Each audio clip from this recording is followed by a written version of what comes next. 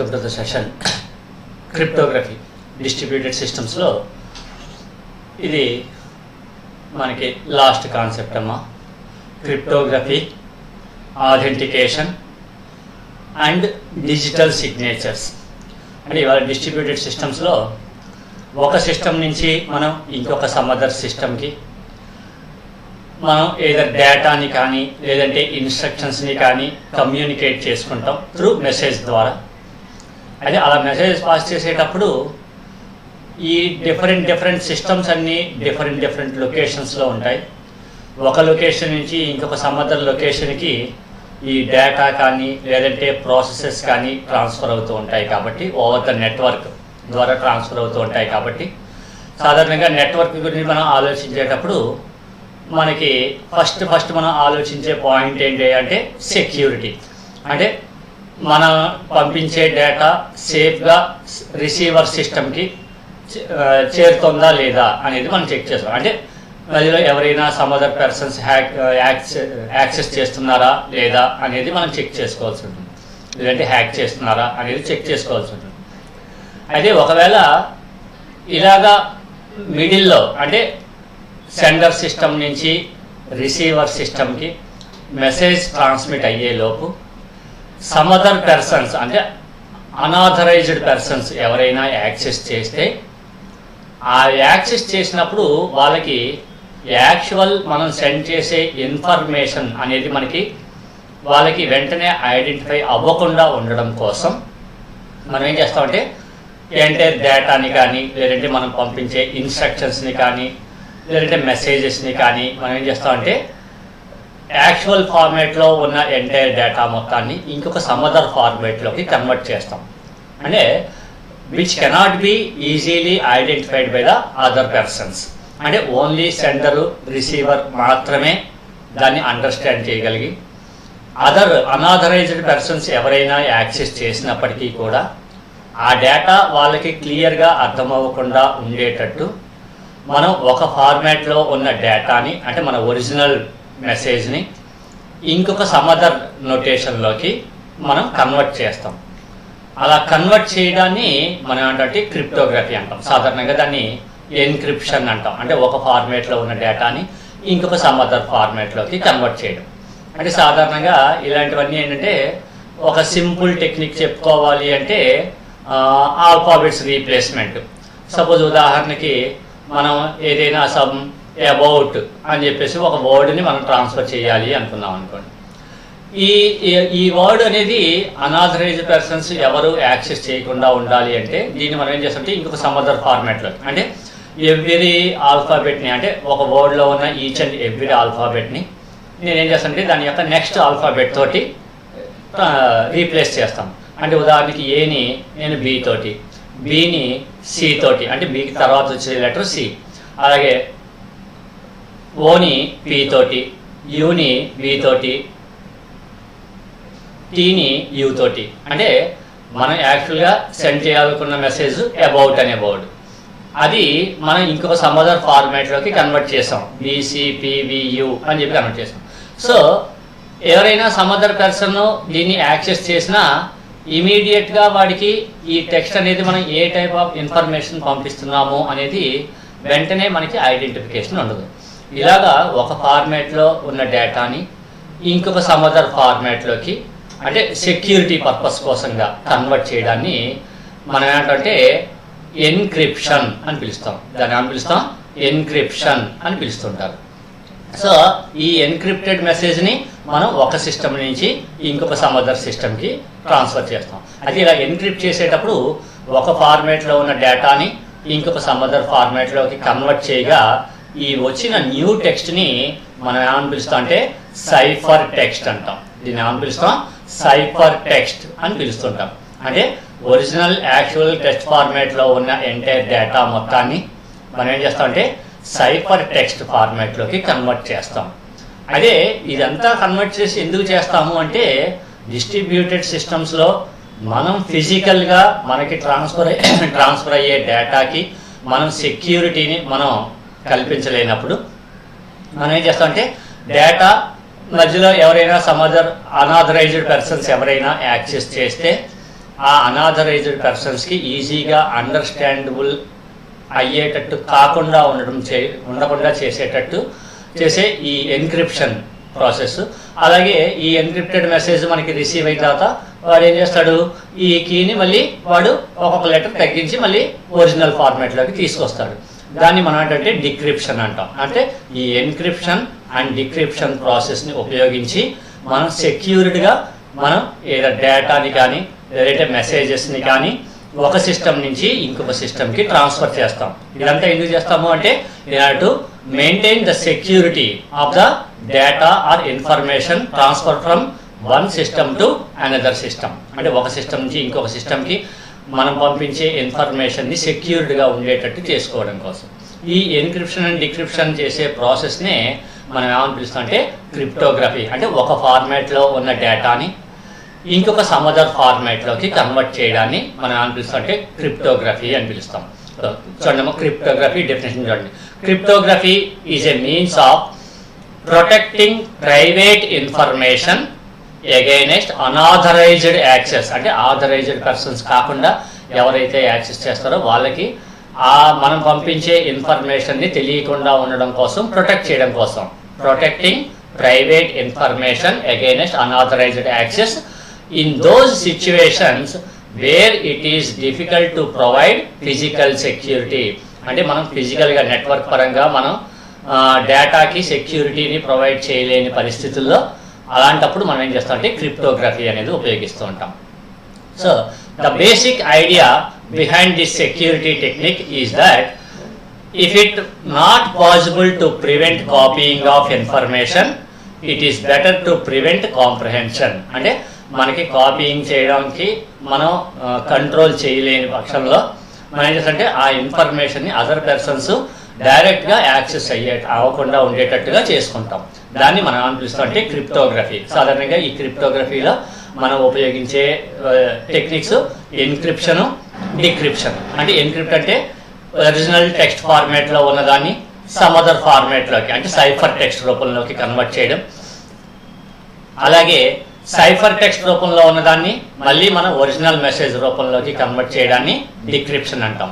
So ఈ encryption and decryption ప్రాసెస్నే మనం ఏమని పిలుస్తాం అంటే క్రిప్టోగ్రఫీ అని పిలుస్తాం. Which is used to provide the security by accessing the unauthorised access. అంటే అనాథరైజ్డ్ పర్సన్స్ తొందరగా మన మెసేజ్ ఆర్ ఇన్ఫర్మేషన్ని తెలుసుకోకుండా ఉండడం కోసం మనం క్రిప్టోగ్రఫీ అనేది ఉపయోగిస్తాం.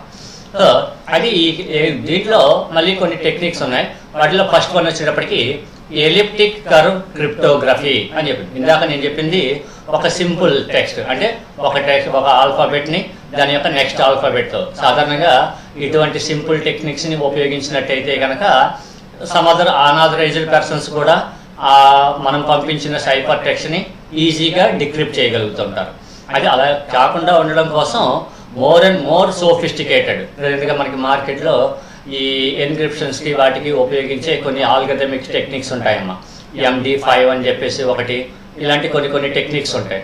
సో ఆ టెక్నిక్స్ని ఉపయోగించి అంటే మోస్ట్ సెక్యూర్డ్గా మనం తయారు చేస్తుంటాం. ఈవెన్ ఎంత సెక్యూర్డ్గా తయారు చేస్తాము అంటే 128 బిట్స్, 64 బిట్స్, అలాగే 256 బిట్స్, ఇన్ని బిట్స్ రూపంలో అంటే మనం పంపించిన ఒక స్మాల్ డేటాని కూడా different large number of bytes రూపంలోకి డిఫరెంట్ నెంబర్ ఆఫ్ సైక్లిక్ ప్రాసెసెస్ని ఉపయోగించి సైఫర్ టెక్స్ట్లోకి కన్వర్ట్ చేస్తాం. అలా కన్వర్ట్ చేసిన టెక్స్ట్ని ఈవెన్ కంప్యూటర్స్ని ఉపయోగించి అయినా సరే మనం డీకోడ్ చేయాలి అంటే it takes a lot of time to decrypt. అంటే వాటిలో మోస్ట్ ఇంపార్టెంట్గా వచ్చేది, ఇప్పుడు ఎక్కువగా వచ్చేది క్వాంటమ్ కంప్యూటింగ్ టెక్నిక్స్.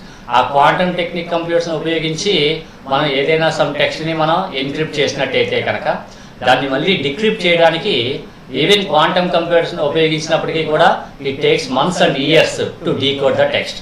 అంత స్ట్రాంగెస్ట్ క్రిప్టోగ్రఫీ టెక్నిక్స్ మనకి ప్రజెంట్గా మనకి మార్కెట్లో అవైలబుల్ అవుతాయి. సో వాటిలో మనకి ఎక్కువగా చెప్పుకునేది ఫస్ట్ వన్ వచ్చేటప్పటికి ఎలిప్టిక్ కర్వ్ క్రిప్టోగ్రఫీ. అయితే ఈ ఎలిప్టిక్ కర్వ్ క్రిప్టోగ్రఫీ అనేది ఆల్రెడీ మనకి మార్కెట్లో అవైలబుల్ అవుతున్నప్పటికీ కూడా దీని యొక్క కంప్లీట్ అడ్వాంటేజెస్, డిసడ్వాంటేజెస్ అనేవి ఇంకా ఇప్పటి వరకు ఎవరికి కూడా మనకి పూర్తిగా తెలియదు. కాకపోతే మనం పంపించిన ఎంటైర్ డేటా మొత్తాన్ని చాలా చాలా తక్కువ టైంలోనే అదేం చేయగలుగుతుందంటే డిక్రిప్ట్ చేయగలుగుతుంది ఈ type of techniques. So elliptic curve cryptography has already been invented by its advantages and disadvantages are not yet fully understood. అంటే ఇప్పటివరకు ఎవరికి కూడా పూర్తిగా దాని యొక్క అడ్వాంటేజెస్ అండ్ డిసడ్వాంటేజెస్ అనేవి ఐడెంటిఫికేషన్ లేవు. ECC allows to perform encryption and decryption in a drastically lesser time. అంటే మార్కెట్లో మనకి ఇప్పటివరకు అవైలబుల్ అవుతున్న అన్ని క్రిప్టోగ్రాఫిక్ టెక్నిక్స్లోనూ కూడా ఈ ఎన్క్రిప్షన్ అనేది డిక్రిప్షన్ అనేది చాలా తక్కువ టైంలో పెర్ఫామ్ చేయగలిగే ఒక పర్టికులర్ క్రిప్టోగ్రఫీ టెక్నిక్ అనమాట అండి, ఎలిప్టిక్ కర్వ్ క్రిప్టోగ్రఫీ అంటారు. So ECC allows to perform encryption and decryption in a drastically lesser time, thus allowing the higher amount of data to be passed with equal security. అంటే ఎంత large amount of డేటానైనా సరే చాలా తక్కువ టైంలో అది encrypt చేయగలుగుతుంది, అలాగే చాలా తక్కువ టైంలోనే డిక్రిప్ట్ కూడా చేయగలుగుతుంది.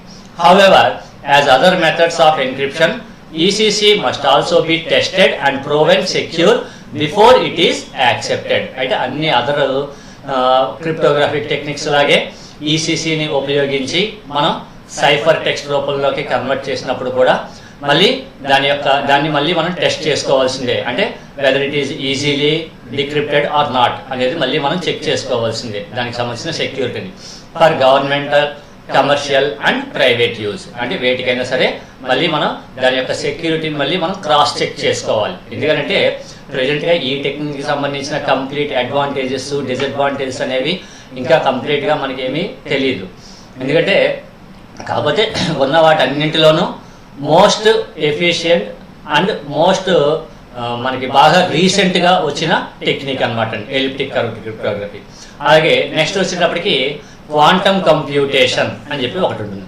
And post quantum cryptography refers to A cryptographic algorithms, usually public algorithms. అంటే క్రిప్టోగ్రఫీలో అంటే ఈ డేటాని సైఫర్ టెక్స్ట్లోకి కన్వర్ట్ చేయడం, అంటే ఎన్క్రిప్షన్ డిక్రిప్షన్ చేయడానికి మనం ఇందాక ఏదో ఒక రూల్ పెట్టుకున్నాం చూసారా, అంటే ఒక లెటర్ని ఒక ఆల్ఫాబెట్ని దాని యొక్క లెఫ్ట్ ఆల్ఫాబెట్తో కన్వర్ట్ చేయడం.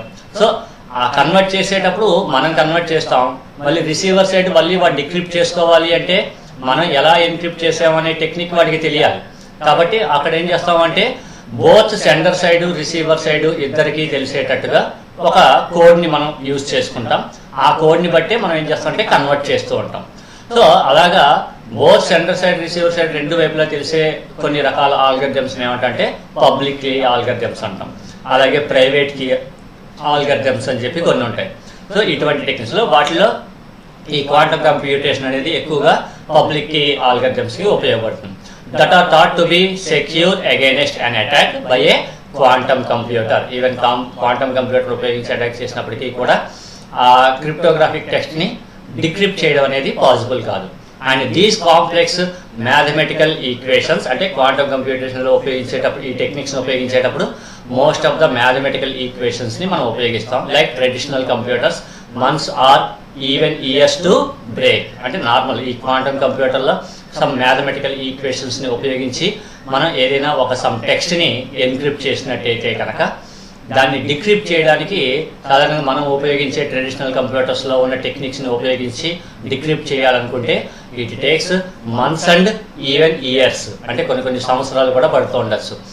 అదే అంటే it creates more కాంప్లెక్స్డ్ cipher text అనమాట, బాగా కాంప్లెక్స్గా.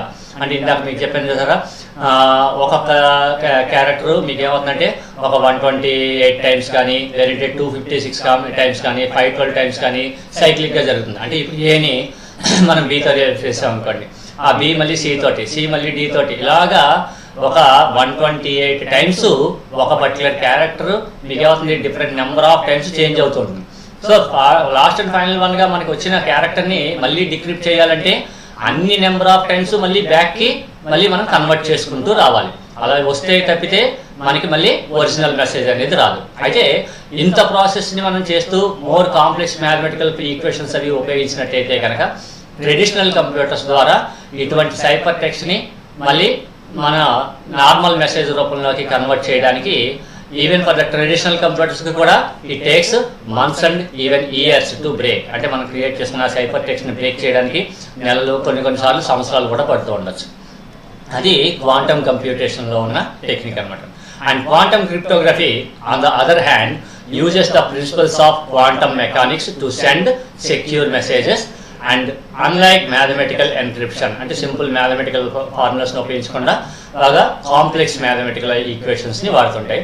It is truly unhackable. అంటే మ్యాక్సిమం ఈ క్వాంటమ్ కంప్యూటింగ్ టెక్నిక్స్ని ఉపయోగించి మనం ఏదైనా ఒక టెక్స్ట్ని ఎన్క్రిప్ట్ చేసినట్టయితే కనుక దాన్ని హ్యాక్ చేయడం అనేది మోస్ట్ ఆఫ్ ద ఇంపాసిబుల్ అనమాట. అంటే దాన్ని బ్రేక్ చేసి మళ్ళీ ఒరిజినల్ మెసేజ్ని రిట్రీవ్ చేయడం అనేది చాలా కష్టమైన పని. ఇది మనకి ఎన్క్రిప్షన్స్లో ఉన్న రెండు టెక్నిక్. అదే ఈ ఎన్క్రిప్షన్ వల్ల బెనిఫిట్స్ ఏంటయ్యా అంటే ఫస్ట్ వన్ వచ్చేటప్పటికి confidentiality. So cryptography is an essential information security tool. It provides the foremost basic services of information security. అందులో ఫస్ట్ వన్ వచ్చేటప్పటికి కాన్ఫిడెన్షియాలిటీ. ఎందుకంటే మనం ఎంటైర్ డేటా మొత్తాన్ని సమ్ సైఫర్ టెక్స్ట్ రూపంలోకి కన్వర్ట్ చేస్తాం కాబట్టి అనాథరైజ్డ్ పర్సన్స్ ఎవరైనా యాక్సెస్ చేసినప్పటికీ కూడా మనం ఏ టెక్నిక్ని ఉపయోగించి ఎంటైర్ డేటా మొత్తాన్ని సైఫర్ టెక్స్ట్ కింద కన్వర్ట్ చేసాము అనేది ఈ అనాథరైజ్డ్ పర్సన్స్కి అంత వెంటనే యాక్సెస్ అవ్వదు. కాబట్టి మనం పంపించే ఎంటైర్ ఇన్ఫర్మేషన్ కూడా మనకి రిసీవర్ సైడ్కి కాన్ఫిడెన్షియల్గా రిసీవ్ అవుతుంది అనమాట. So encryption technique can guard the information and communication from unauthorized revelation and access of information. అంటే మనం పంపించే ఇన్ఫర్మేషన్ని అనాథరైజ్డ్ పర్సన్స్ ఎవరు యాక్సెస్ చేయకుండా ఉండేటట్టుగా మనకి ఒకవేళ వాళ్ళు అనాథరైజ్డ్ పర్సన్స్ అనాథెంటికేషన్గా వాడి డేటాని మధ్యలోంచి మనకి గ్రాప్ చేసినప్పటికీ కూడా ఆ సైఫర్ టెక్స్ట్ని మళ్ళీ వాడు డిక్రిప్ట్ చేయలేడు. కాబట్టి మనకి మనం పంపించే ఇన్ఫర్మేషన్ అంతా కూడా సెక్యూర్డ్గా క్లయింట్ నుంచి సర్వర్కి మనకి ప్రాపర్గా రిసీవ్ అవుతుంది అనమాట. నెక్స్ట్ రెండవది వచ్చేటప్పటికి ఆథెంటికేషన్. అంటే ఆథెంటికేషన్ అంటే whether the message is send by the specific client or specific server. అంటే మనకి ఓన్లీ ఆథరైజ్డ్ పర్సన్స్ మాత్రమే ఆ డేటాని పంపించారా, లేదంటే ఇంకొక సమ్ అదర్ పర్సన్స్ ఎవరైనా పంపించారా అనేది కూడా మళ్ళీ మనం తెలుసుకుంటూ ఉండొచ్చు. So the cryptographic techniques such as MAC and digital signatures can protect information against spoofing and forgeries. అంటే ఇంకా ఓన్లీ ఆథరైజ్డ్ పర్సన్స్ మాత్రమే పంపించారా, లేదంటే అనాథరైజ్డ్ పర్సన్స్ పంపించారా అనేది మనం ఖచ్చితంగా తెలుసుకుంటూ ఉండొచ్చు. అంటే ఫస్ట్ వన్ వచ్చేటప్పటికి కాన్ఫిడెన్షియాలిటీ. కాన్ఫిడెన్షియాలిటీ అంటే మనం పంపించే మెసేజ్ లేదంటే ఇన్ఫర్మేషన్ అనేది అనాథరైజ్డ్ పర్సన్స్ ఎవరు కూడా యాక్సెస్ అవ్వకుండా ఉండేటట్టుగా మనం సెండ్ చేయొచ్చు. రెండోది వచ్చేటప్పటికి ఆథెంటికేషన్. అంటే ఓన్లీ స్పెసిఫిక్ ఆథరైజ్డ్ పర్సనే ఆ పర్టికులర్ మెసేజ్ని ట్రాన్స్ఫర్ చేసేదా లేదా అనేది మనం తెలుసుకోవచ్చు. ఇక నెక్స్ట్ వచ్చేటప్పటికి data integrity. And the cryptographic hash functions are playing vital role in ensuring the users about the data integrity. అంటే డేటాని ఇంటిగ్రిటీని ప్రొవైడ్ చేయడంలో కూడా మనకి అంటే మీ ఇంటిగ్రిటీని ప్రొవైడ్ చేయడం అంటే we should transfer the proper data. అంటే సేమ్ మనం ఏదైతే మెసేజ్ని పంపించామో యాస్టిస్గా ఆ మెసేజ్ యాస్టిస్గా అలాగే రిసీవ్ అవుతుంది. అంటే ఏదరు మధ్యలో some other unnecessary information add చేయడం కానీ, అంటే అనాథరైజ్డ్ పర్సన్స్ ఎవరో యాక్సెస్ చేశారు మధ్యలో డేటాని, యాక్సెస్ చేసిన తర్వాత వాడి మధ్యలో ఇంకొక సమ్ అదర్ ఇన్ఫర్మేషన్ ఏదైనా యాడ్ చేసి దానికి పంపించాడు అనుకోండి. అంటే సెండర్ నుంచి ఏదైతే మెసేజ్ వచ్చిందో యాస్టిస్గా అదే మెసేజ్ వచ్చిందా, లేదంటే అంతకన్నా ఎక్కువ మెసేజ్ అంటే ఎడిషనల్గా ఎవరైనా కంటెంట్ని యాడ్ చేయడం కానీ, లేదంటే ఆల్రెడీ ఎగ్జిస్టింగ్ కంటెంట్ని మాడిఫై చేయడం కానీ చేశారా లేదా అనేది కూడా మనం చెక్ చేసుకుంటూ ఉండొచ్చు. Means it provides the data integrity. And next వచ్చేటప్పటికి non రిపిడియేషన్. So the digital signature provides the non-repudiation service to guard against the dispute that may arise due to denial of passing message by the sender. అంటే sender నుంచి message passing అనేది denial అవ్వకుండా, అంటే entire data transformation అనేది జరగకుండా ఆపడం అనేది మనకి పాసిబుల్ కాదనమాట. ఇవి క్రిప్టోగ్రాఫిక్ వల్ల మనకి 4 బెనిఫిట్స్. ఒకటి కాన్ఫిడెన్షియాలిటీ, రెండవది వచ్చేటప్పటికి ఆథెంటికేషను, మూడోది డేటా ఇంటిగ్రిటీ, నాలుగోది నాన్ రిప్యుడేషన్. ఇవి అయితే ఈ ఎన్క్రిప్షను డిక్రిప్షను చేయడం వల్ల మనకి ఓన్లీ అడ్వాంటేజెసే కాకుండా కొన్ని డిసడ్వాంటేజెస్ కూడా ఉంటూ ఉంటాయి. ఎందుకంటే మనం ఒక మెసేజ్ని ఇంకో సమాచార పర్సన్కి మనం పంపించేటప్పుడు అది మోస్ట్ ఇంపార్టెంట్ ఇన్ఫర్మేషన్, ఇమీడియట్గా యాక్సెస్ చేయాల్సిన ఇన్ఫర్మేషన్ అనుకున్నాం అనుకోండి. ఆ ఇమీడియట్గా యాక్సెస్ చేయాలనుకున్న ఇన్ఫర్మేషన్ని మనం మోస్ట్ మ్యాథమెటికల్ కాంప్లెక్స్ స్ట్రక్చర్స్ని ఉపయోగించి మనం ఎన్క్రిప్ట్ చేసినట్టయితే ఆ డేటా మొత్తం మళ్ళీ మనకి రిసీవర్కి రిసీవ్ చేసుకున్న తర్వాత ఆ రిసీవరు వెంటనే యాక్చువల్ మెసేజ్ని రిసీవ్ చేసుకోలేడు. ఎందుకంటే మనం పంపించే తర్వాత ఎన్క్రిప్టెడ్ మోడల్లో ఉంటుంది, సైఫర్ టెక్స్ట్ మోడల్లో ఉంటుంది. సో ఆ సైఫర్ టెక్స్ట్ని మళ్ళీ ఏం చేయాలి, డిక్రిప్ట్ చేసుకోవాలి. ఆ డిక్రిప్ట్ చేసుకునేంత వరకు ఒరిజినల్ మెసేజ్ని అయితే మోస్ట్ ఇమీడియట్గా మనకి ఏదైనా సమ్ మెసేజెస్ ట్రాన్స్ఫర్ అవ్వాలి, చాలా తక్కువ టైంలోనే మనకి ఇన్ఫర్మేషన్ అంతా రిట్రీవ్ అవ్వాలి అనుకున్నప్పుడు ఈ ఎన్క్రిప్ట్ చేయడం వల్ల మళ్ళీ అక్కడ డిక్రిప్ట్ చేయడానికి మళ్ళీ కొంత టైం పడుతుంది. ఆ టైం వల్ల మనకి ఏమవుతుందంటే ఒరిజినల్ ఇన్ఫర్మేషన్ని స్పీడ్గా యాక్సెస్ చేయలేకపోవచ్చు. దానివల్ల ఇమీడియట్గా మనం యాక్షన్స్ అనేవి, డెసిషన్స్ని కూడా తీసుకోవడం అనేది మనకి పాసిబిలిటీ ఉండదు. Drawbacks. Apart from the 4 fundamental elements of information security, there are other issues that affect the effective use of information. And a strongly encrypted, authentic and digitally signed information can be difficult to access even for a legitimate user. అంటే వాడు authorised persons అయినప్పటికీ కూడా ఇమీడియట్గా ఆ ఇన్ఫర్మేషన్ని వాడు తెలుసుకోలేడు. At a crucial time of decision making, అంటే ఏదైనా ఒక యూజర్ నుంచి ఒక పర్టికులర్ ఇన్ఫర్మేషన్ని తెచ్చుకొని ఆ ఇన్ఫర్మేషన్ని బేస్ చేసుకుని మనం ఇమీడియట్గా ఏదైనా సమ్ డెసిషన్ అనేది తీసుకోవాలి అనుకుంటే, అంటే చాలా తక్కువ టైం ఉంటే అలాంటప్పుడు ఈ అంటే ట్రాన్స్ఫర్ చేసిన ఇన్ఫర్మేషన్ మొత్తాన్ని మనం ఎన్క్రిప్ట్ చేసి పంపిస్తే మళ్ళీ దాన్ని డిక్రిప్ట్ చేసి ఒరిజినల్ ఇన్ఫర్మేషన్ వచ్చి దాన్ని వాడు అండర్స్టాండ్ చేసుకుని డెసిషన్ మేకింగ్ తీసుకోవడానికి చాలా ఎక్కువ టైం పడుతుంది. అంటే ఈవెన్ ఆథెంటికేటెడ్ యూజర్ యాక్సెస్ చేసినప్పటికీ కూడా వాడికి ఆ పర్టికులర్ ఒరిజినల్ ఇన్ఫర్మేషన్ యాక్సెస్ అనేది చాలా స్లోగా అయిపోతుంది. And A strongly encrypted, authentic and digitally signed information can be difficult to access even for a legitimate user at a crucial time. అంటే most important టైంలో చాలా తక్కువ టైం ఉంటుంది ఇన్ఫర్మేషన్ యాక్సెస్ చేసుకోవడానికి అనుకున్నప్పుడు ఇలా ఎన్క్రిప్ట్ చేసి మళ్ళీ డిక్రిప్ట్ చేసేంత వరకు వెయిట్ చేయాలంటే కొంచెం కష్టంగా ఉంటుంది. Crucial time of decision making. So the network or the computer system can be attacked and rendered non-functional by an intruder. అంటే మధ్యలో ఈ ఏదైనా సమ్ అదర్ పర్సన్స్ మన సిస్టమ్స్ని హ్యాక్ చేయడం కానీ, లేదంటే మన కంప్యూటర్ సిస్టమ్స్ని యాక్సెస్ చేయడం, లేదంటే ఈ ఇంట్రూడర్స్ అంటారు వాళ్ళు ఏం చేస్తారంటే వాళ్ళు మన ఎంటైర్ నెట్వర్క్ని, మన సిస్టమ్ని మొత్తాన్ని వాళ్ళ కంట్రోల్లోకి తీసేసుకుంటారు. అలాంటప్పుడు కూడా మనం ఆ మెసేజెస్ని వాటిని యాక్సెస్ చేసుకోవడం అనేది కష్టమైపోతుంది. ఇక next, high availability. And one of the fundamental aspects of information security cannot be assured through the use of cryptography. అంటే హై అవైలబిలిటీ అనేది ఉండదు, ఎందుకంటే ఇన్ఫర్మేషన్ అనేది ఇమీడియట్గా మనకి ఒరిజినల్ ఇన్ఫర్మేషన్లో ఉండదు కాబట్టి. And other methods are needed to guard against the threats and such as denial of service or complete break down of information system. అంటే మనకు ఇన్ఫర్మేషన్ సిస్టమ్ కంప్లీట్గా డౌన్ అయిపోయింది అనుకోండి. అలాంటప్పుడు మనకి ఎన్క్రిప్టెడ్ టెక్స్ట్ని మనం పంపించినా సరే ద రిసీవర్ సిస్టమ్ అనేది అది రిసీవ్ చేసుకోదు కాబట్టి అలాంటప్పుడు క్రిప్టోగ్రఫీ చేసినా మనకి ఉపయోగించినా పెద్దగా మనకి ఉపయోగం ఉండకపోవచ్చు. And another fundamental need of information security of selective access control also cannot be realized through the use of cryptography. And administrative controls and procedures are required to be exercised for the same. అంటే ఈ administrative అంటే ఎందుకంటే both sender ఎలా అయితే encrypt చేశాడో మళ్ళీ receiver side administrative వాళ్ళు కూడా సేమ్ అదే పద్ధతిలో మళ్ళీ డిక్రిప్ట్ చేసుకుంటూ ఉండాలి. కాబట్టి ఈ both sender and receiver side వాళ్ళు ఏం చేయాలంటే ఒక కామన్ ప్రొసీజర్ అనేది పెట్టుకోవాలి. అంటే ఈ పద్ధతిలో నేను ఎన్క్రిప్ట్ చేస్తున్నానని వీడు చెప్తేనే సేమ్ అదే పద్ధతిలో మళ్ళీ వాడు డిక్రిప్ట్ చేయగలుగుతాడు. అలా చేయాలి అంటే both sender side receiver side కూడా మనకి ఏమాలి ఒక కోఆర్డినేషన్ అనేది ఉండి మనకి వాడు ఏ ఫార్మాట్లో ఎన్క్రిప్ట్ చేస్తున్నాడు అనేది, అంటే ఆ ఎన్క్రిప్ట్ చేయడానికి అవసరమైన పాలసీస్ని, ప్రొసీజర్స్ని వాళ్ళు ఇంప్లిమెంట్ చేసుకోవాల్సి వస్తుంది. ఇవి మనకి దీనిలో disadvantage. And cryptography does not guard against the vulnerabilities and threats.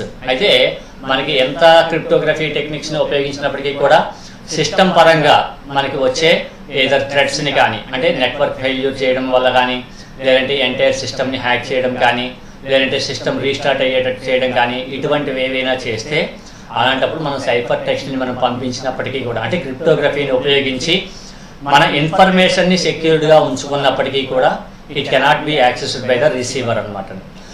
That emerge from poor design of systems, protocols and procedures. These need to be fixed through the proper design and setting up of defensive infrastructure. అంటే మన ఇన్ఫ్రాస్ట్రక్చర్స్లో ఏవైనా problems ఉంటే కనుక అలాంటప్పుడు మనం ఈ encrypted టెక్స్ట్ని మనకి transfer చేయడం వల్ల పెద్దగా మనకి ఉపయోగం ఏమి ఉండదు. And cryptography comes at cost. అయితే క్రిప్టోగ్రఫీ అనేది మనకి చాలా కాస్ట్. అంటే ఇక్కడ కాస్ట్ అంటే only in terms of price అనే కాదమ్మా, in terms of money also. అంటే క్రిప్టోగ్రఫీలో మోస్ట్ కాంప్లెక్స్ మ్యాథమెటికల్ ఫంక్షన్స్ని ఉపయోగించామనుకోండి, దాన్ని ఎన్క్రిప్ట్ చేయడానికి చాలా ఎక్కువ టైం పడుతుంది, అలాగే డిక్రిప్ట్ చేయడానికి చాలా ఎక్కువ టైం పడుతుంది. దానివల్ల మనకి ఏమవుతుందంటే ఎక్కువ టైం అనేది మనకి వేస్ట్ అవుతూ ఉంటుంది. So cryptography comes at cost. The cost is in terms of time and money. And addition of cryptographic techniques in the information processing leads to delay. అంటే మనకి మోస్ట్ కాంప్లెక్స్ క్రిప్టోగ్రఫిక్ టెక్నిక్స్ ఉపయోగిస్తున్న కొద్దీ information processing అనేది మనకి delay అయిపోతూ ఉంటుంది.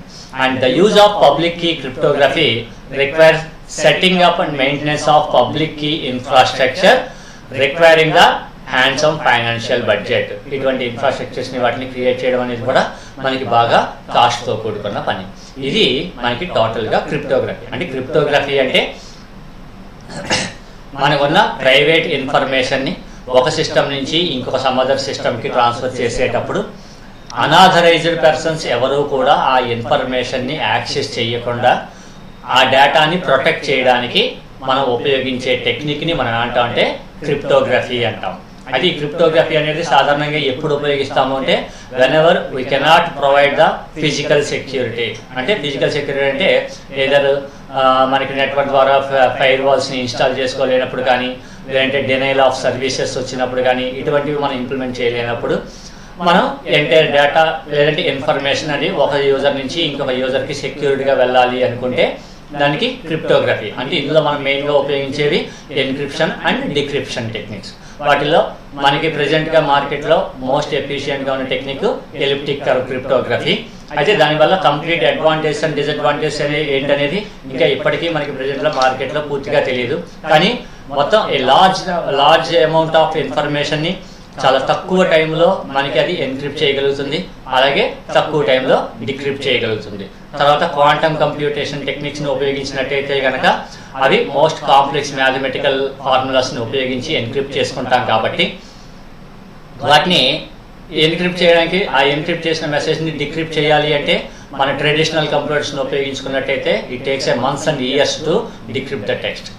అలాగే cryptography వల్ల మనకి బెనిఫిట్స్ వచ్చేటప్పటికి ఒకటి కాన్ఫిడెన్షియాలిటీ, రెండవది ఆథెంటికేషన్, మూడవది డేటా ఇంటిగ్రిటీ, అలాగే నాన్ రెప్యుడియేషన్. అలాగే దీంట్లో డ్రాబ్యాక్స్ వచ్చేటప్పటికి మనకి ఎన్క్రిప్టెడ్ టెక్స్ట్ని ఏదైనా ఒక ఇన్ఫర్మేషన్ని మోస్ట్ క్రూషియల్ టైంలో ఒక సిస్టమ్ నుంచి ఇంకొక సిస్టమ్కి మనం ట్రాన్స్ఫర్ చేసుకోవాలి అనుకుంటే కనుక ఇలా ఎంటైర్ ఇన్ఫర్మేషన్ మొత్తాన్ని ఎన్క్రిప్ట్ చేయడము, డిక్రిప్ట్ చేయడానికి మనకి చాలా ఎక్కువ టైం పడుతుంది. దానివల్ల మనకి ఏమవుతుందంటే విత్ ఇన్ ద షార్ట్ పీరియడ్లో ఒరిజినల్ ఇన్ఫర్మేషన్ని యాక్సెస్ చేయడం అనేది మనకి పాసిబుల్ కాదు. అలాగే మనం ఎంత క్రిప్టోగ్రఫిక్ టెక్నిక్స్ ఉపయోగించినప్పటికీ కూడా మన ఇన్ఫ్రాస్ట్రక్చర్లో ఏవైనా మనకి ప్రాబ్లమ్స్ ఉంటే కనుక, ఇన్ఫ్రాస్ట్రక్చర్లో అంటే డినైల్ ఆఫ్ సర్వీసెస్ ఇలాంటివి ఉంటే కనుక మనకి ఏమవుతుందంటే, లేదంటే మనం డెవలప్ చేసుకున్న నెట్వర్క్ ప్రోటోకాల్స్ పూర్గా ఉండడం ద్వారా కానీ, లేదంటే మనము ఉపయోగించే క్రిప్టోగ్రఫిక్ ప్రొసీజర్స్ అండ్ పాలసీస్ వీక్గా ఉండటం కానీ, ఇందాక నేను చెప్పినట్టు ఒక క్యారెక్టర్ని దాని నెక్స్ట్ క్యారెక్టర్తో రీప్లేస్ చేసాం అనుకోండి, సాధారణంగా ఇటువంటి సింపుల్ టెక్నిక్స్కి ఎవరికైనా అర్థమైపోతూ ఉంటాయి. అలాంటి సింపుల్ టెక్నిక్స్ని ఉపయోగించడం వల్ల కానీ అలాంటప్పుడు మనకి క్రిప్టోగ్రఫీ వల్ల పెద్ద ఉపయోగం ఏముండదు. అలాగే క్రిప్టోగ్రఫీ అనేది టైమ్ అండ్ కాస్ట్ రెండు కూడా బాగా ఎక్కువ అవుతూ ఉంటాయి. ఇక నెక్స్ట్ కాన్సెప్ట్ వచ్చేటప్పటికి మనకి ఆథెంటికేషన్. ఇక్కడ ఆథెంటికేషన్ అంటే ఏదైనా ఒక పర్టికులర్ ఇన్ఫర్మేషన్ని మనం డిఫరెంట్ సిస్టమ్స్లో యాక్సెస్ చేసినప్పుడు కానీ, లేదంటే ఒక పర్టికులర్ యూజర్ ఒక పర్టికులర్ సిస్టంలో ఉన్న డేటాని కానీ, లేదంటే ఒక పర్టికులర్ ఇన్ఫర్మేషన్ని మోస్ట్ క్రూషియల్ టైంలో ఒక సిస్టమ్ నుంచి ఇంకొక సిస్టమ్కి మనం ట్రాన్స్ఫర్ చేసుకోవాలి అనుకుంటే కనుక ఇలా ఎంటైర్ ఇన్ఫర్మేషన్ మొత్తాన్ని ఎన్క్రిప్ట్ చేయడానికి మనం లేదంటే ఇన్ఫర్మేషన్ని కానీ అక్కడ ఉన్న రీసోర్సెస్ని కానీ యాక్సెస్ చేసుకోవాలి అంటే ఓన్లీ ఆథెంటికేటెడ్ పీపుల్, అంటే ఈ పర్టికులర్ పర్సన్ ఈ పర్టికులర్ సర్వీస్ని యూజ్ చేసుకోవాలి అనేది ఐడెంటిఫికేషన్ మనకి తెలియాలి. ఎందుకంటే డిస్ట్రిబ్యూటెడ్ సిస్టమ్స్లో different number of users work చేస్తూ ఉంటారు కాబట్టి అందరి యూజర్స్ అన్ని రకాల రీసోర్సెస్ని యాక్సెస్ చేయకూడదు. యాక్సెస్ చేయకుండా ఉండాలి అంటే ఏ యూజర్కి ఏ సర్వీసెస్ యాక్సెస్ అవ్వాలి ఇటువంటివన్నీ మనం ముందే ఐడెంటిఫికేషన్ పెట్టుకోవాలి. అంటే ఆ పర్టికులర్ యూజర్స్కి సంబంధించిన డీటెయిల్స్ అన్నీ మన సిస్టంలో, మన దగ్గర ఉన్న సిస్టంలో వాడి యొక్క డీటెయిల్స్ అన్నీ స్టోర్ చేసుకుని ఈచ్ అండ్ ఎవ్రీ టైము ఒక పర్టికులర్ యూజర్ నుంచి ఒక రిక్వెస్ట్ రాగానే whether he is the authenticated user అవునా కాదా అనేది మనం చెక్ చేసుకుంటూ ఉండాలి. అలాగా ఒక పర్టికులర్ పర్సన్ ఆథెంటికేటెడ్ అవునా కాదా అని చెక్ చేయడాన్నే ఇక్కడ మనం ఏమని పిలుస్తాం అంటే ఆథెంటికేషన్ అని పిలుస్తుంటాం. So authentication basically involves identification and verification. అంటే ఒక పర్టికులర్ పర్సన్ లేదంటే ఒక పర్టికులర్ మెసేజ్ని ఐడెంటిఫై చేయడం అండ్ దాన్ని వెరిఫై చేయడం. అంటే అది ఆ పర్టికులర్ యూజర్ నుంచే వచ్చిందా లేదా, లేదంటే అసలు ఆ పర్టికులర్ యూజర్ ఆ పర్టికులర్ రిక్వెస్ట్ని ఇవ్వచ్చా లేదా, అంటే వాడికి ఆ పర్మిషన్ ఉందా లేదా అలాంటి ఇలాంటివన్నీ చెక్ చేయడం అనమాట. అంటే ఐడెంటిఫికేషన్ అండ్ వెరిఫికేషన్ రెండింటిని చేయడాన్ని మనం ఏంటంటే ఆథెంటికేషన్ అంటాం. So identification is the process of claiming a certain identity by A user. అంటే ఒక పర్టికులర్ యూజర్ వాడి యొక్క ఐడిని ప్రొవైడ్ చేయడం కానీ, లేదంటే వాళ్ళ యొక్క మెయిల్ ఐడిని ప్రొవైడ్ చేయడం ద్వారా కానీ, ఇటువంటి ద్వారా మనం వాటిని ఐడెంటిఫై చేస్తాం. While verification is the process of verifying the users claimed identify. అంటే వాడు ప్రొవైడ్ చేసిన ఐడెంటిఫైని మనం ఏం చేస్తామంటే చెక్ చేసుకుంటాం whether he is the proper person are not అనేది మనం చెక్ చేసుకుంటాం. అలా చెక్ చేసుకోవడాన్ని మనం ఏం పిలుస్తాం అంటే ఆథెంటికేషన్ అంటాం. అదే ఈ ఆథెంటికేషన్స్లో మళ్ళీ మనకి డిఫరెంట్ టైప్స్ ఆఫ్ ఆథెంటికేషన్స్ ఉంటాయండి. అందులో types of authentications first one user logins authentication. అంటే మనం ఏదైనా ఒక పర్టికులర్ సిస్టంలో ఉన్న డేటాని కానీ ఇన్ఫర్మేషన్ని కానీ మనం యాక్సెస్ చేయాలి అంటే first of all we have to register our details at that particular computer. ఉదాహరణకి మనం ఈమెయిల్ అనేది మనం సెండ్ చేయాలి. మనం ఏదైనా ఒక పర్టికులర్ పర్సన్కి ఇంకొక సమ్ అదర్ పర్సన్కి మెయిల్ పంపించడం కానీ, లేదంటే మనకి ఏవైనా సమ్ మెయిల్స్ వచ్చాయా లేదా అనేది మనం చెక్ చేసుకోవాలనుకున్నాం అనుకోండి. చెక్ చేసుకోవాలి అంటే ఆ పర్టికులర్ ఈమెయిల్ సర్వీస్ని యూజ్ చేసుకోవడానికి మనం ఆథెంటికేటెడ్ పర్సన్ అయ్యి ఉండాలి. ఆ ఆథెంటికేటెడ్ పర్సన్ ఎలా అయ్యి ఉండాలి అంటే ఫస్ట్ ఆఫ్ ఆల్ మన డీటెయిల్స్ తోటి మనం ఏం చేయాలంటే ఒక పర్టికులర్ ఐడి తోటి మనం ఆ పర్టికులర్ ఈమెయిల్ సర్వీస్ని ప్రొవైడ్ చేసే వాటి దగ్గర మన డీటెయిల్స్ని మనం రిజిస్టర్ చేసుకుంటాం. రిజిస్టర్ చేసుకున్నప్పుడు వాడు ఒక మెయిల్ ఐడి ఇస్తాడు, దాంతోపాటు మనం ఒక పాస్వర్డ్ని జనరేట్ చేసుకుంటాం. సో ఇప్పుడు నెక్స్ట్ టైం నుంచి ఎప్పుడైనా సరే నాకు వచ్చిన మెయిల్స్ని నేను చెక్ చేసుకోవాలి అనుకుంటే వెంటనే మనం ఏం చేస్తాం, ఆ పర్టికులర్ మెయిల్ సర్వీస్లోకి మనం లాగిన్ అవుతాం. ఆ లాగిన్ అయినప్పుడు ఏం చేస్తాం, మన యూజర్ యొక్క మెయిల్ ఐడి అలాగే మన పాస్వర్డ్ రెండు ఎంటర్ చేస్తాం. ఈ ఎంటర్ చేసిన యూజర్ మెయిల్ ఐడి పాస్వర్డ్ రెండు మనకి ఏమవుతాయంటే అక్కడ సర్వర్కి ట్రాన్స్ఫర్ అయ్యి సర్వర్ ఏం చేస్తుంది అంటే అక్కడ ఉన్న దాని దగ్గర ఉన్న డేటాబేస్లో ఈ పర్టికులర్ మెయిల్ ఐడి అలాగే ఈ పర్టికులర్ పాస్వర్డ్ రెండు మ్యాచ్ అవుతున్నాయా లేదా అనేది చూసుకుంటుంది. అంటే ఆ రెండు మ్యాచ్ అయితే he is the authenticated person in order to access the inbox mails. అలా కాదు అనుకోండి, ఒకవేళ యూజర్ మెయిల్ ఐడి కానీ లేదంటే పాస్వర్డ్ కానీ ఇస్తే కనుక it identifies that it is an unauthorized user. కాబట్టి ఇక అప్పుడు మళ్ళీ మనకి ఇన్బాక్స్ అనేది ఓపెన్ అవ్వడం అనేది కుదరదు అనమాట. User logins authentication it deals with verifying the identity of a user by the system at the time of login. సాధారణంగా మనం ఆ పర్టికులర్ సర్వీస్ లేదంటే ఆ పర్టికులర్ సిస్టంలోకి మనం లాగిన్ అయినప్పుడు మనం ఎంటర్ చేసిన డీటెయిల్స్ని వెరిఫై చేస్తాం అనమాట. అంటే వెరిఫై చేసేటప్పుడు ఆ యూజర్ యొక్క ఐడి అలాగే వాడి యొక్క పాస్వర్డ్ ఏదో ఉంటుంది ఆ రెండింటిని ఐడెంటిఫై చేస్తాం. దీన్ని మనం ఏంటంటే యూజర్ లాగిన్స్ ఆథెంటికేషన్ అంటాం. అలాగే ఈ యూజర్ ఆథెంటికేషన్ లాగిన్ అనేది మనకి ఏమవుతుందంటే ఒక రకంగా చెప్పాలంటే it is a one way authentication. అంటే వన్ వే ఆథెంటికేషన్ అంటే ఒకవైపు నుంచే మనం ఐడెంటిఫికేషన్ పంపిస్తాం, ఆ ఐడెంటిఫికేషన్ అనేది వెరిఫై అవుతుంది. ఉదాహరణకి ఈమెయిల్ సర్వీస్ తీసుకున్నాం అనుకోండి, మనకి కంటిన్యూగా మనం ఒకటే సిస్టమ్ నుంచి అంటే ఒకే సేమ్ ఐపీ అడ్రస్ నుంచి మనం ఎప్పటికప్పుడు మనం లాగిన్ అవుతూ ఉన్నాం అనుకోండి. ఆ లాగిన్ అవుతున్నప్పుడు మనకి ఏమవుతుంది, మన యూజర్ మెయిల్ ఐడి మన పాస్వర్డ్ మనం మనకి తెలుస్తుంది.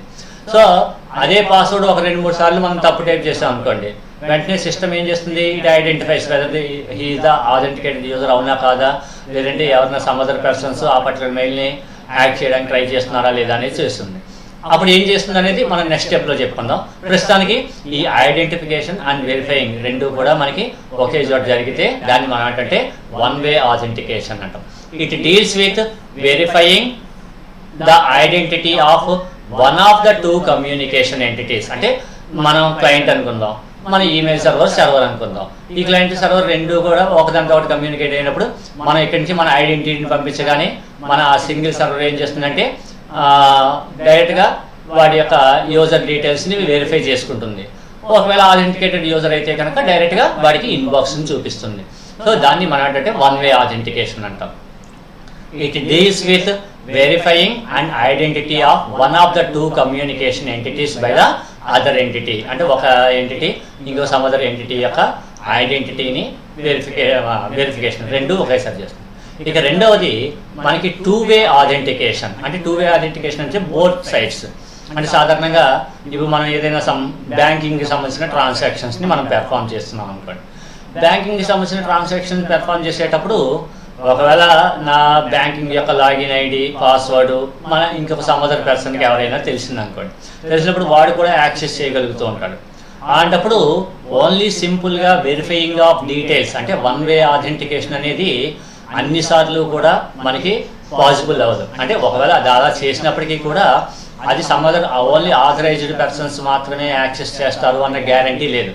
ఉదాహరణకి ఇప్పుడు నా మెయిల్ ఐడి లేదంటే నా యూజర్ లాగిన్ ఐడి పాస్వర్డ్ ఇంకొక సమ్ అదర్ పర్సన్స్కి ఎవరికైనా తెలిసే అనుకున్నాను. అంటే లేదంటే మా ఫ్రెండ్గా నేను చెప్పాను అనుకోండి, వాడు నెక్స్ట్ టైం నుంచి వాడు ఏదైనా కమ్యూనికేట్ చేయాలనుకున్నాడు అనుకోండి. అది ఇలాంటి ఈమెయిల్ సర్వీసెస్ అవి కాకుండా సపోజ్ సమ్ బ్యాంక్ ట్రాన్సాక్షన్స్ నేను చేయాలనుకున్నాను. బ్యాంక్ ట్రాన్సాక్షన్ చేసేటప్పుడు ఓన్లీ వెరిఫికేషన్ డీటెయిల్స్ మాత్రమే ఉన్నాయి అంటే అలాంటప్పుడు మనకి పాసిబిలిటీ ఉండదు. ఎందుకంటే ఒకవేళ పొరపాటున ఎవరికైనా నా బ్యాంక్కి సంబంధించిన లాగిన్ ఐడి పాస్వర్డ్ రెండూ తెలిసాయి అనుకోండి, ఆ రెండింటి ద్వారా వాడు ఎంటర్ అయితే మళ్ళీ he can perform the transactions on the account. అయితే అలా జరగకుండా ఉండాలి అంటే మనం ఏం చేస్తాం అంటే బోత్ సైడ్స్ మనం ఉదాహరణకి మనం ఏదైనా ఒక ట్రాన్సాక్షన్ పెర్ఫామ్ చేయాలి అనగానే వెంటనే వాడు ఏం చేస్తాడు, ఏదో సమ్ ఓటీపీ అనేది మనకి ఇప్పుడు పంపిస్తూ ఉంటాడు. సో ఓటీపీ అనేది మనమే రిసీవ్ చేసుకుంటాం కాబట్టి మళ్ళీ మనం ఓటీపీ ఎంటర్ చేస్తే అంటే అర్థం ఏంటి, ఓన్లీ పర్టికులర్ పర్సనే యాక్సెస్ చేసినాడు, వాడు మాత్రమే ఆథెంటికేటెడ్ పర్సన్ అని చెప్పేసి బోత్ సైడ్స్ మనకి కన్ఫర్మేషన్ ఉంటుంది. అలాంటి వాటిని మనం అంటే టూ వే ఆథెంటికేషన్ అంటాం. So it deals with mutual authentication where by both communicating entities verify each others identity. అంటే ఆ పర్టికులర్ బ్యాంక్ నుంచే మనకి ఓటీపీ వచ్చిందా లేదా అనేది మనం చూసుకుంటాం.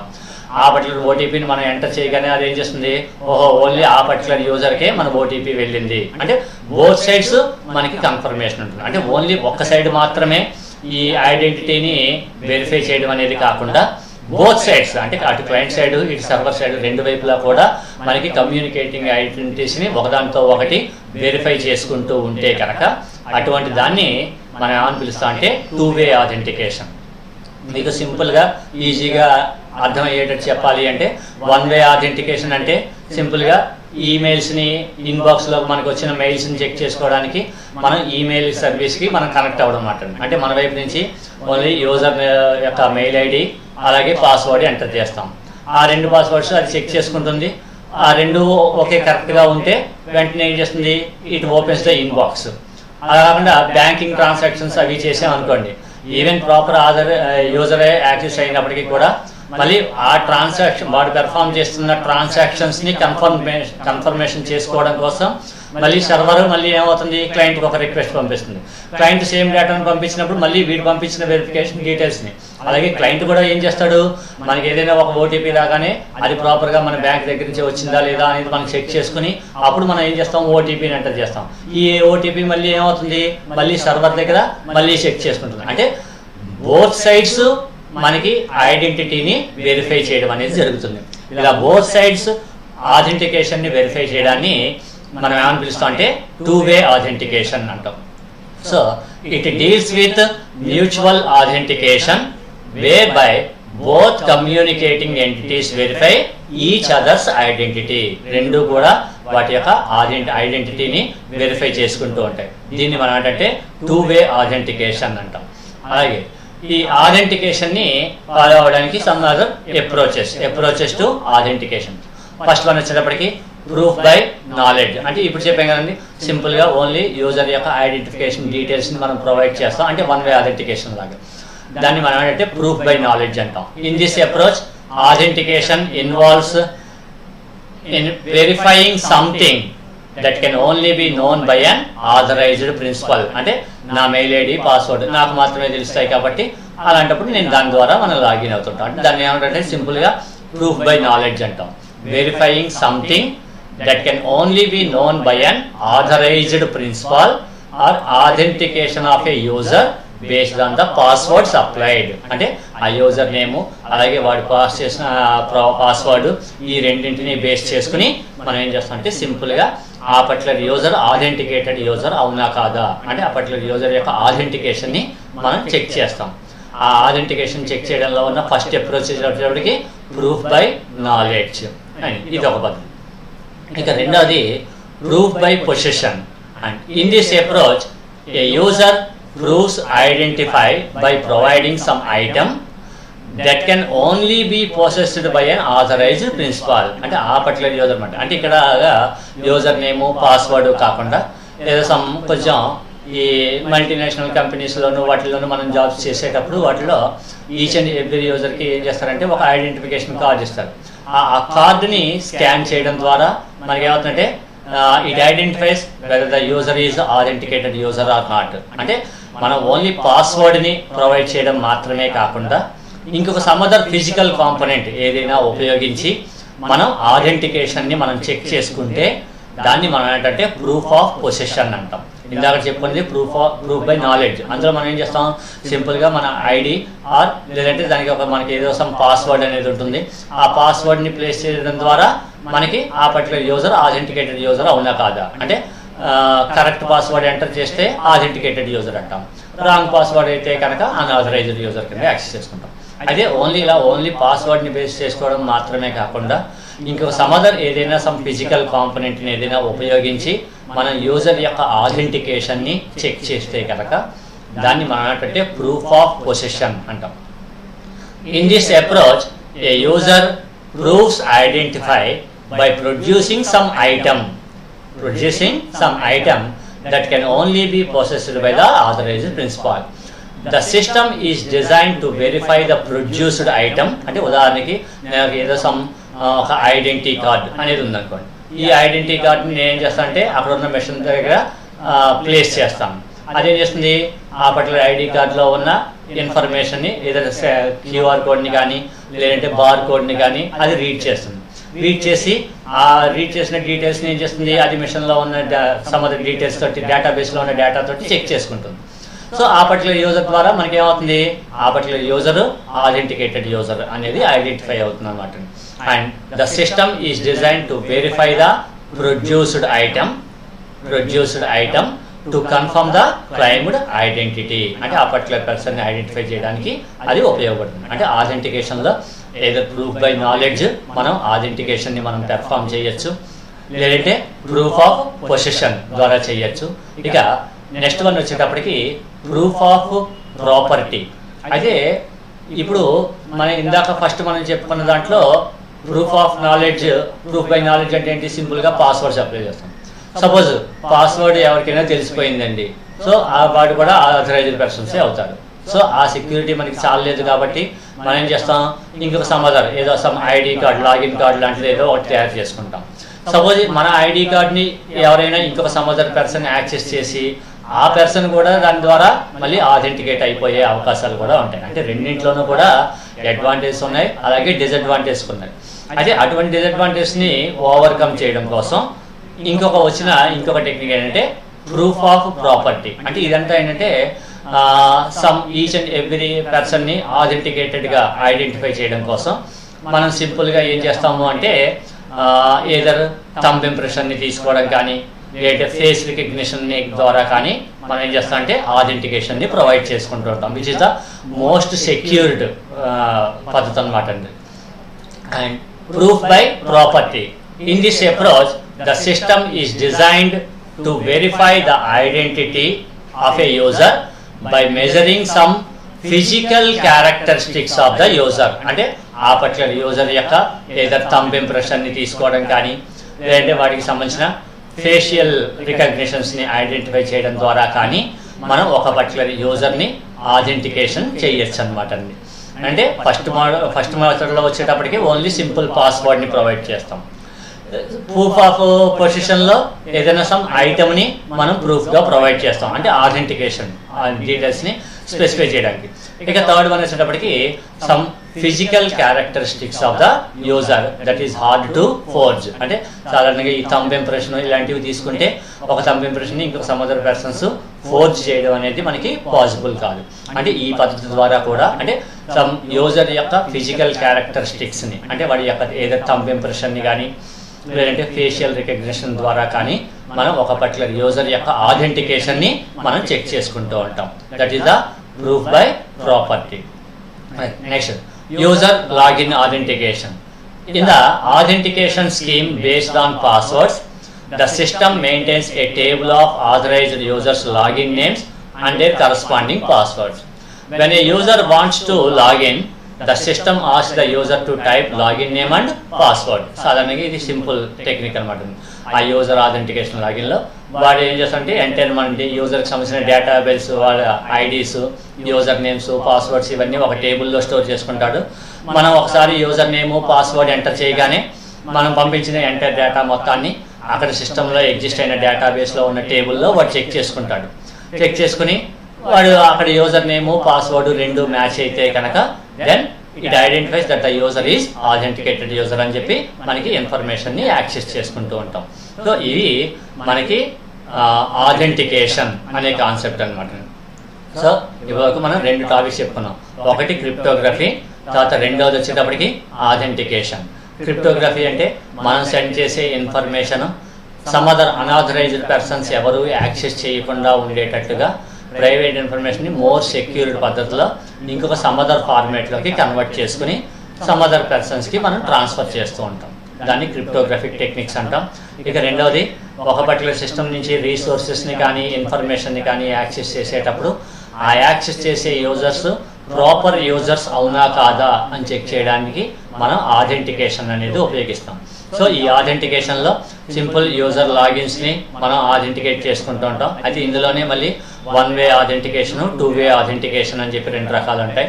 అలాగే ఆథెంటికేషన్ని అప్రోచ్ చేయడానికి మనం సాధారణంగా మొత్తం 3 పద్ధతులు ఉపయోగిస్తాం. ఒకటి ప్రూఫ్ బై నాలెడ్జ్, అంటే సింపుల్గా యూజర్ యొక్క నేము పాస్వర్డ్ చెక్ చేసుకుని పాస్వర్డ్ కరెక్ట్ అయితే కనుక okay that person is authorised అని చెప్పేసి మనం ఆథెంటికేటెడ్ పర్సన్ అని చెప్పి ఐడెంటిఫై చేస్తాం.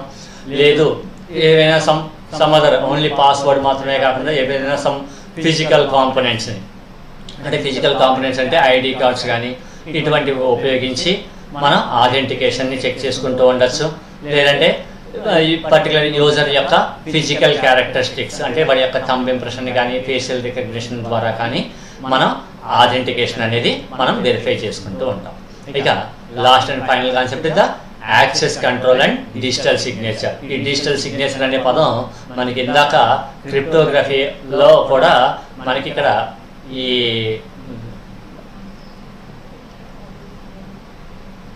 డిజిటల్ సిగ్నేచర్ అనే పదం. అంటే సాధారణంగా డిజిటల్ సిగ్నేచర్ ఏంటంటే ఒక పర్టికులర్ పర్సన్ని ఆథెంటికేటెడ్ పర్సన్ అవునా కాదా అని చెక్ చేయడానికి ఉపయోగించే ఒక రకమైన టెక్నిక్ అనమాట.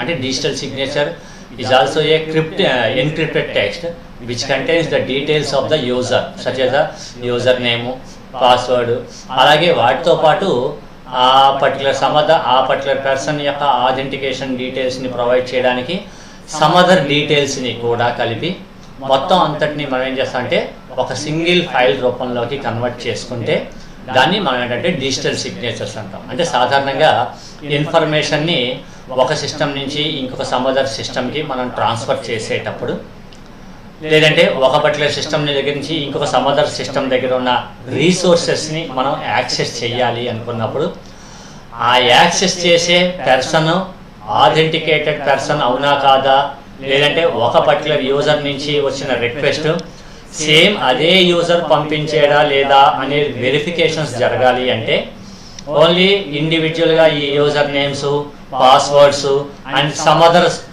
Special details.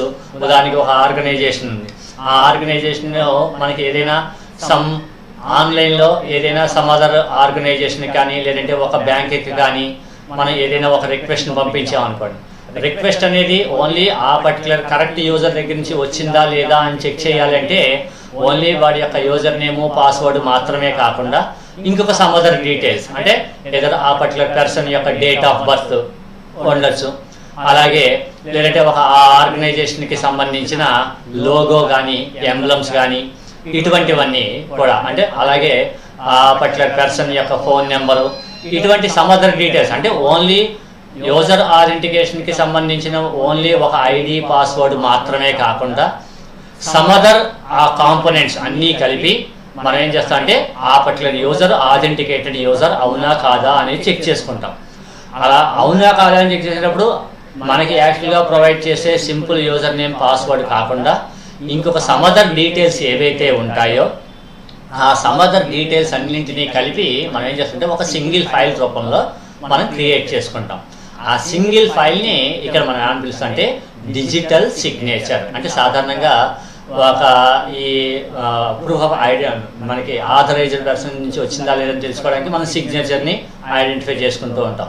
అంటే ఆ సిగ్నేచరే ఇప్పుడు డిజిటల్ కంప్యూటరైజ్డ్గా ఉండాలి కాబట్టి దాన్ని డిజిటల్ సిగ్నేచర్ అంటూ ఉంటాం.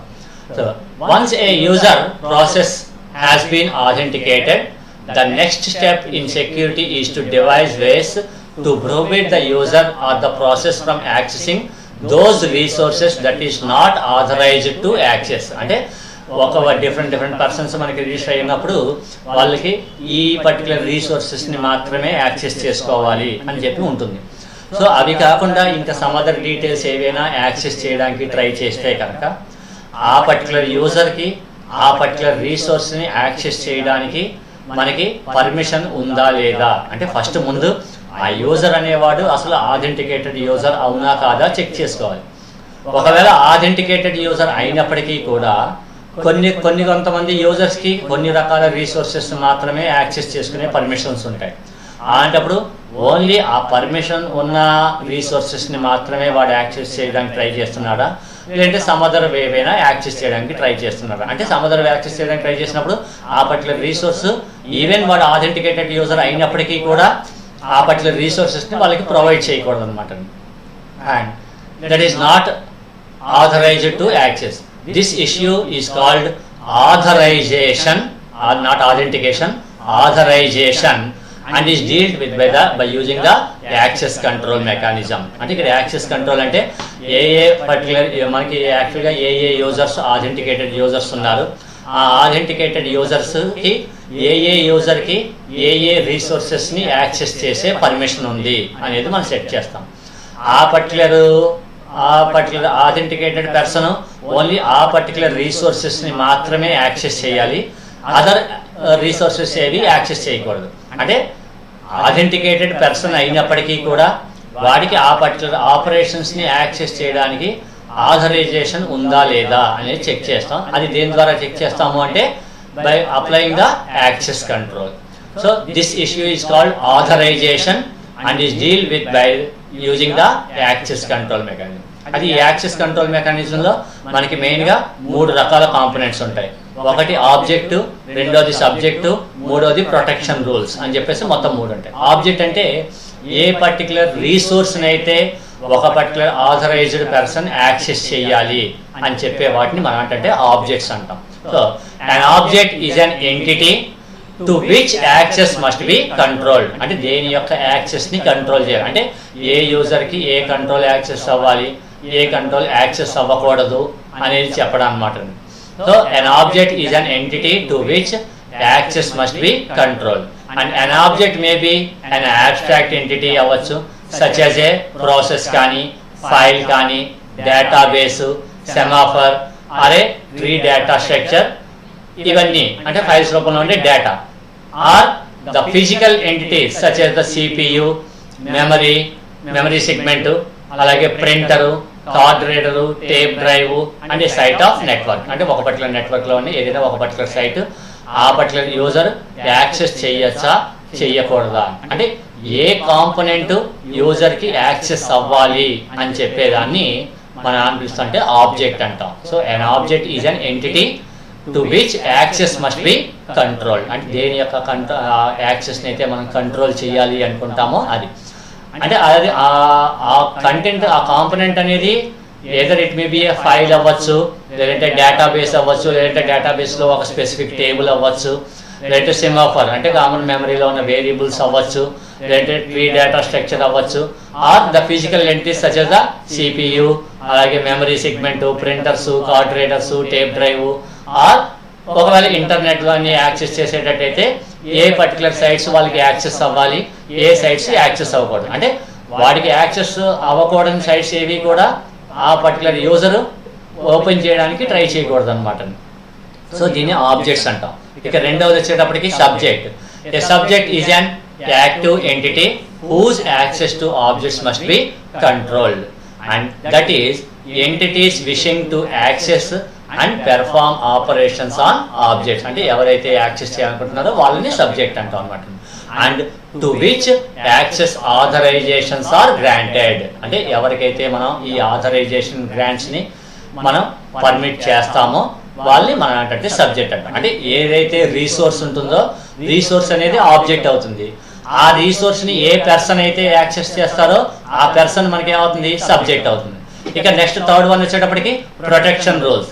And protection rules define the possible ways in which subjects and objects are allowed to interact. అంటే ఈ యూజర్ ఆ పర్టికులర్ రీసోర్స్ని ఎలా యాక్సెస్ చేయాలి అనేది. అంటే ఇప్పుడు ఫైల్స్ ఉన్నాయనుకోండి, ఒక పర్టికులర్ యూజర్కి ఒక ఫైల్ మీద మనం పర్మిషన్ ఇచ్చాం.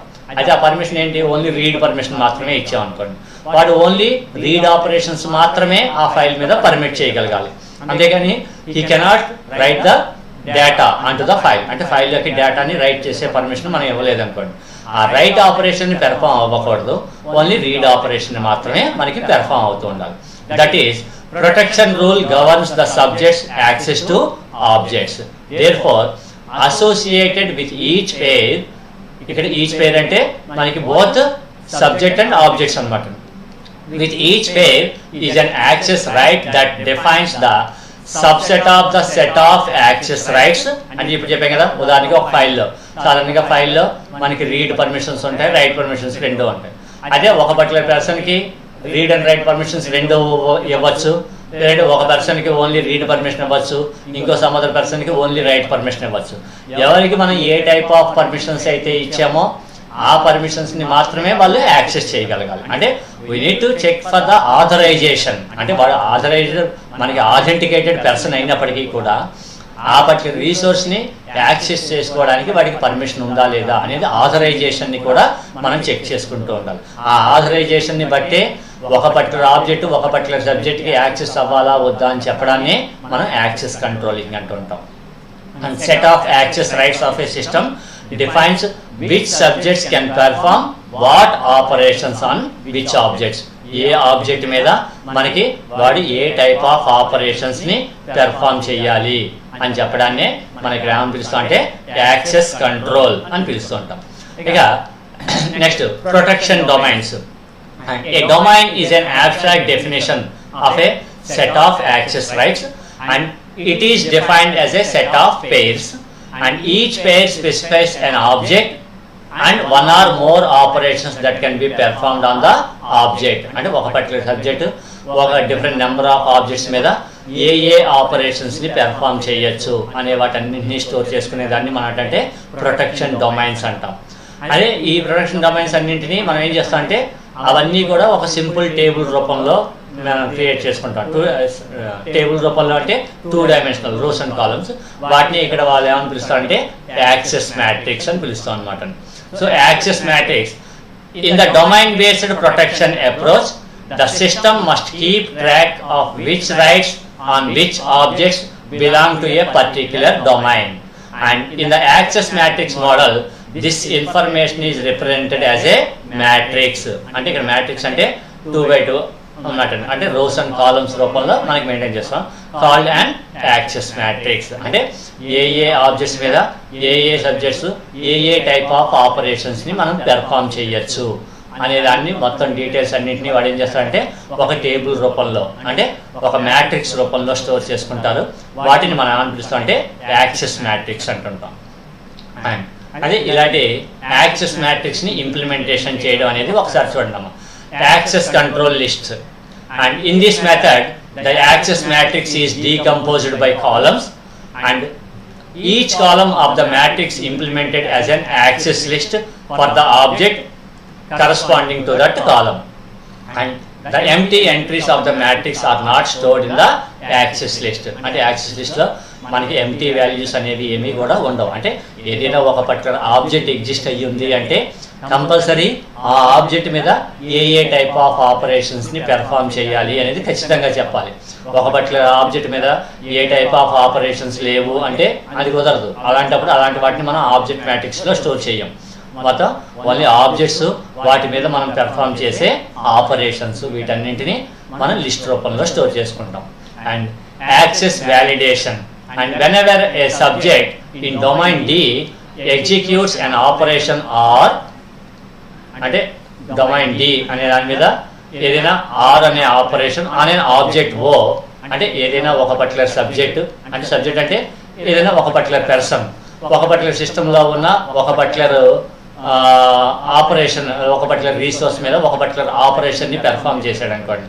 అలా పెర్ఫామ్ చేసినప్పుడు the access list for object O is first searched, అంటే ఆ పర్టికులర్ సబ్జెక్ట్కి ఆ పర్టికులర్ ఆబ్జెక్ట్ మీద వాడు అడిగిన ఆపరేషన్ని పెర్ఫామ్ చేయడానికి పర్మిషన్ ఉందా లేదా అనేది ముందే మనం చెక్ చేసుకుంటాం అనమాట. For the list element whose domain field is D, then the rights of the field this element is searched for R. If found the operation is allowed to continue, otherwise a protection violation occurs. అంటే ఒక particular subject ఏదైనా ఒక particular object మీద ఒక particular డొమైన్లో ఒక particular ఆపరేషన్ని మనం perform చేయాలి అనుకున్నప్పుడు ఆ సబ్జెక్టు ఆ పర్టికులర్ ఆబ్జెక్ట్ మీద ఆ టైప్ ఆఫ్ ఆపరేషన్ పెర్ఫామ్ చేయడానికి పర్మిషన్ ఉందా లేదా అనేది ఈ యాక్సెస్ మ్యాట్రిక్స్లో చెక్ చేసుకుంటాం. సో యాక్సెస్ మ్యాట్రిక్స్లో మనం వాటికి సంబంధించిన డీటెయిల్స్ని మనం సెట్ చేసినప్పుడు మనకి రిజల్ట్ ఫౌండ్ అయితే అంటే వాడు ఆథెంటికేటెడ్ యూజరు, అలాగే ఆథరైజ్డ్ యూజరు. ఎందుకంటే ఆ పర్టికులర్ ఆబ్జెక్ట్ మీద ఆ పర్టికులర్ టైప్ ఆఫ్ ఆపరేషన్ చేయడానికి వాడికి పర్మిషన్ ఉంది అనుకోండి, వీ విల్ కంటిన్యూ, అంటే ఆ ప్రాసెస్ని కంటిన్యూ చేస్తాం. Otherwise a protection violation will occurs అనమాట. నెక్స్ట్ అలాగే ఇక last and final one concept is the digital signature. So digital signatures allows us to verify the author, date and time of signatures, authenticate the message contents. అంటే మొత్తం use ఆధార్కి సంబంధించిన డీటెయిల్స్ని verify చేయడానికి అవసరమైన details, అలాగే వాడు ఎప్పుడైతే ఆ రిక్వెస్ట్ ఇచ్చాడో దానికి సంబంధించిన date and time of signature, అంటే ఎప్పుడైతే ఆ రిక్వెస్ట్ ఇచ్చాడో దాని యొక్క date and time, and authenticate the message contents. అంటే ఇంకా ఇవి కాకుండా only verification details, date and time మాత్రమే కాకుండా ఇంకొక సమ్ అదర్ డీటెయిల్స్ కూడా, అంటే ఇందాక చెప్పాం కదా ఒక ఆర్గనైజేషన్కి సంబంధించిన కానీ లేదంటే ఒక పర్సన్కి సంబంధించి కానీ మనం వెరిఫై చేయాలి అంటే ఓన్లీ యూజర్ నేము పాస్వర్డ్ ఈ రెండు మాత్రమే సరిపోవు అనుకున్నప్పుడు ఆ పర్టికులర్ పర్సన్ లేదంటే ఆర్గనైజేషన్కి సంబంధించిన ఇంకొక సమ్ అదర్ డీటెయిల్స్, దానికి పర్సన్స్ని యూనిక్గా ఐడెంటిఫై చేయాలనుకున్నాం అనుకోండి, ఓన్లీ యూజర్ నేము పాస్వర్డ్ మాత్రమే కాకుండా కోసం వాడి యొక్క డేట్ ఆఫ్ బర్త్. ఎందుకంటే ఒకవేళ మన యూజర్ నేము పాస్వర్డ్ అందరికీ తెలిసిన సడన్గా డేట్ ఆఫ్ బర్త్ అనేది అందరికీ తెలియకపోవచ్చు. కాబట్టి ఆ డేట్ ఆఫ్ బర్త్ అనే దాన్ని కూడా మనం ఏదో సమ్ ఒక ఆథెంటికేషన్ డీటెయిల్స్ కింద ఉపయోగించుకోవచ్చు. అలాగే ఏదో సమ్ పాన్ కార్డ్ నెంబరు, ఇదంటే ఎడిషనల్ డీటెయిల్స్ అనమాట. ఆ ఎడిషనల్ డీటెయిల్స్ అన్నింటినీ కూడా మనం కన్వర్ట్ చేసుకుని వాటన్నింటినీ ఒక సింగిల్ ఫైల్ రూపంలోకి కన్వర్ట్ చేస్తాం. ఆ సింగిల్ ఫైల్ రూపంలోకి కన్వర్ట్ చేయడాన్ని మనం ఏమంటే డిజిటల్ సిగ్నేచర్ అంటాం. So digital signature allows us to verify the author, date and time of signature and authenticate the message contents, and it also includes authentication function for additional capabilities. అంటే only authentication చేయడం మాత్రమే కాకుండా ఇక some other ఆపరేషన్స్ని perform చేయడానికి అవసరమైన authentication function కూడా అందులోనే ఉంటుంది. So a digital signature should not only be typed to the signing the user, అంటే యూజర్ యొక్క ఓన్లీ సైన్ ఇన్ డీటెయిల్స్, అంటే యూజర్ నేమ్ పాస్వర్డ్ ఈ రెండు మాత్రమే కాకుండా, అంటే వాటితో మాత్రమే తయారవ్వదు, ఇంకా సమ్ ఎడిషనల్ డీటెయిల్స్ అంటే చెప్పాం కదా, లేదా డేట్ ఆఫ్ బర్త్, లేదంటే పాన్ కార్డ్ నెంబరు ఇటువంటివి అనమాట, లేదంటే ఆధార్ కార్డ్ నెంబర్ ఎంటర్ చేయడం ఇటువంటివి అనమాట. But also to the message. And అది డిజిటల్ సిగ్నేచర్ యొక్క applications. There are several reasons to implement digital signatures to communication. First one వచ్చేటప్పటికి ఆథెంటికేషన్, అంటే ఒక పర్టికులర్ యూజర్ యొక్క ఆథెంటికేషన్ ని ఐడెంటిఫై చేయడం. So digital signatures help to authenticate the sources of messages. For example, if a bank's branch office sends a message to the central office requesting for change in balance of an account, if the central office could not authenticate that message is sent from an authorized source, acting of such request could be a grave mistake. అంటే సాధారణంగా ఒక బ్యాంకుకి సంబంధించి ఏదైనా ఒక branch ఆఫీస్లో ఉన్న user ఏదైనా అకౌంట్స్ యొక్క డీటెయిల్స్ని ఎంటర్ చేస్తూ వాడు ఏదో సమ్ బ్యాలెన్స్ అనేది రాంగ్గా ఎంట్రీ చేశాడు అనుకోండి. ఆ ఎంట్రీ చేసినప్పుడు దానికి సంబంధించిన మోడిఫికేషన్ డీటెయిల్స్ అనేవి అక్కడ చేయడం కుదరదు. కాబట్టి వాడు ఏం చేయాలి, మెయిన్ బ్రాంచ్కి వాడు ఒక రిక్వెస్ట్ పెట్టుకోవాలి. అందులో వాడు ఏం చేయాలి, ఏ అకౌంట్స్కి సంబంధించిన డీటెయిల్స్ అయితే చేంజెస్ చేయాలో వాటితో పాటు ఆ పర్టికులర్ ట్రాన్సాక్షన్ వీడు ఎప్పుడైతే పెర్ఫామ్ చేశాడో దానికి సంబంధించిన డేటు టైము, అలాగే వాటితో పాటు ఏ యూజర్ అయితే ఆ ప్రాసెస్ని అంటే ఆ ట్రాన్సాక్షన్ ఎంట్రీ చేశాడో ఆ యూజర్ యొక్క ఐడెంటిఫికేషన్ డీటెయిల్స్, అంటే వాటి యొక్క యూజర్ నేము పాస్వర్డ్ లేదంటే వాటి యొక్క ఐడెంటిఫికేషన్ డీటెయిల్స్. అయితే ఇవి మాత్రమే కాకుండా బ్యాంక్ మేనేజర్స్ పర్మిషన్ కూడా ఉండాలి అనుకున్నాం అనుకోండి. అప్పుడు ఏం చేస్తాం, ఆ బ్యాంక్ ఐడికి సంబంధించిన బ్యాంక్ మేనేజర్కి సంబంధించిన డీటెయిల్స్ని కూడా కలిపి మనం ట్రాన్స్ఫర్ చేస్తూ ఉంటాం. అప్పుడు ఆ జోనల్ ఆఫీసులో వాడు కరెక్ట్గా ఐడెంటిఫై చేస్తాడు అనమాట. ఇది ఆ పర్టికులర్ యూజర్ నుంచే కరెక్ట్గా వచ్చిన బ్యాంక్ ఎంప్లాయీ నుంచే మనకి రిక్వెస్ట్ వచ్చిందా లేదా, అలాగే వాడు స్పెసిఫై చేసిన డేట్ అండ్ టైం ప్రకారమే అక్కడ ట్రాన్సాక్షన్ జరిగిందా లేదా అనేది వాడు వెరిఫై చేసుకుంటూ ఉంటాడు. ఆ వెరిఫై చేసుకుని అది ఓకే అయితేనే ఆ పర్టికులర్ ట్రాన్సాక్షన్స్ని వాడు పెర్ఫామ్ చేస్తాడు, లేదంటే వాటిని నెగ్లెక్ట్ చేస్తాడు అనమాట. So digital signature help to authenticate the sources of messages. For example, if A bank branch office sends a message to the central office requesting for change in balance of an account, and if the central office could not authenticate that message is sent from an authorized source, acting of such request could be a grave mistake. అంటే దాన్ని ఇంకా process చేయదన్నమాట. ఇలాంటి authentication provide చేయడానికి. రెండవది ఇంటిగ్రిటీని maintain చేయడానికి. Once the message is signed, any change in the message would invalidate the signature. అంటే ఒకసారి మనం మెసేజ్ని జనరేట్ చేసేసిన తర్వాత ఇక మళ్ళీ ఎట్టి పరిస్థితుల్లో దాంట్లో మళ్ళీ మనం మోడిఫికేషన్స్ అనేవి చేయకూడదు. ఒకవేళ మోడిఫికేషన్స్ చేస్తే it invalidates the digital signature. And non రెప్యుడియేషన్.